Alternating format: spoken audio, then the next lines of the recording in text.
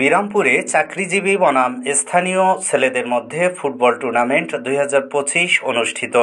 Reporter Bangla টিভির desk report.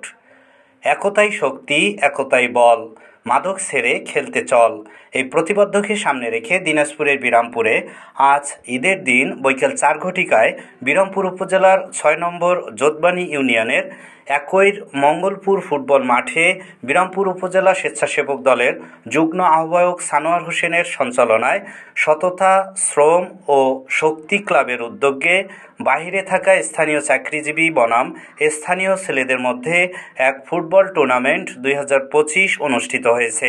এতে বিরামপুর উপজেলার বাংলাদেশ জাতীয়তাবাদী দল বিএনপির সাধারণ সম্পাদক জনাব মোহাম্মদ মঞ্জুরুল এলাহি চৌধুরী রুবেল প্রধান অতিথি হিসেবে উপস্থিত থেকে উক্ত খেলাটি উদ্বোধন করেন এবং বিজয়ীদের মাঝে পুরস্কার বিতরণ করেন।